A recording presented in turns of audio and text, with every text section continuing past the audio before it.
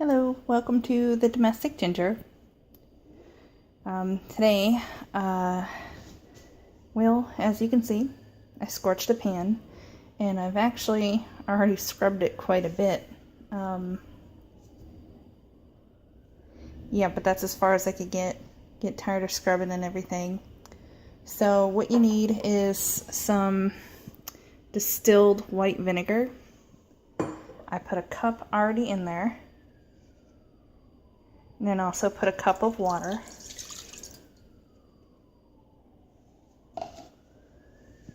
And you put it on, not like totally high, but a little bit above high. And then you give it a little bit so it can start boiling. After about 7 minutes, you can already see it starting. I did this little corner here with this, but you take like a tool, preferably a wooden tool. It's a little hot, but barely with any effort. You just kind of, it's coming off. It's hot. And I'm doing it one-handed. I'm pretty sure I could do better if I had my hand on the pot so the pot wasn't moving. Yep, half water, half distilled white vinegar. I've tried this before with apple cider vinegar, and it did not work very well. I mean, some of it came off, but not much. I just can't believe how easy this is just coming off. My pan had absolutely nothing in it before. Like, there was no scorch marks or anything.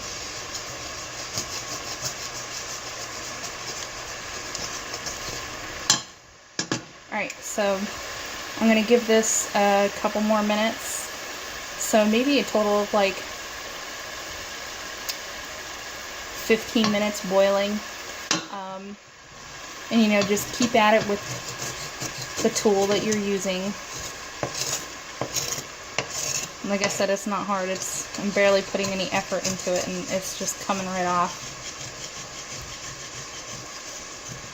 The more scorched your pan is, I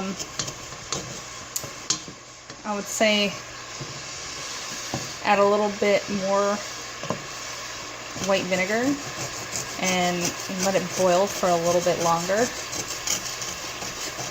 But just keep on it with your tool. This definitely beats scrubbing it. Okay, so this is what it looks like after about 5 minutes using 2 hands.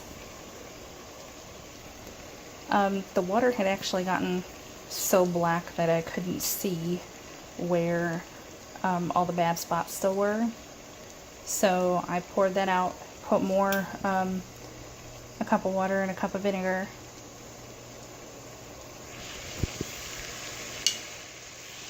Now I can actually see what I'm doing. Whoops.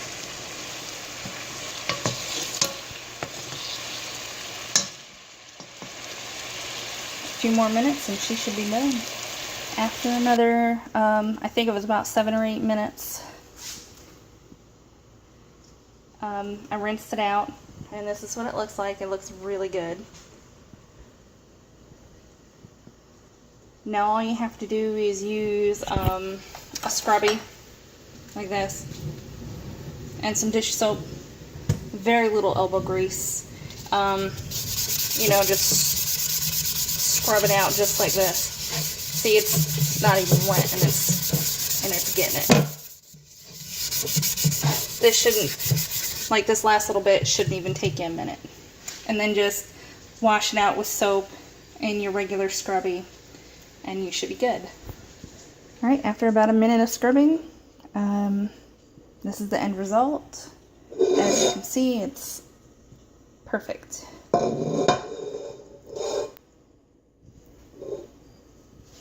Alright, well, this is the domestic ginger, and I hope you find this tip useful. I noticed in some other videos, like, you know how I told you the water got black, so I dumped it out and then put more water and vinegar in. I've watched other videos where they did stuff like this, but somehow their water always seemed to be clean. And I think behind the scenes that a lot of them were doing the same thing, just pouring it out and putting new stuff in to make it look clean. When I do stuff like that, I let you guys know, because in other videos it's just, I get confused and I'm like, well, that's not happening for me, you know, and I'm following the directions to a T. And I'm pretty sure the reason why is because when the camera's off, they're switching stuff out to make it look better, and they're not letting you know. This is also why, like, during my cooking videos, I say, oh yeah, I also added this, or I also added that, or I did this.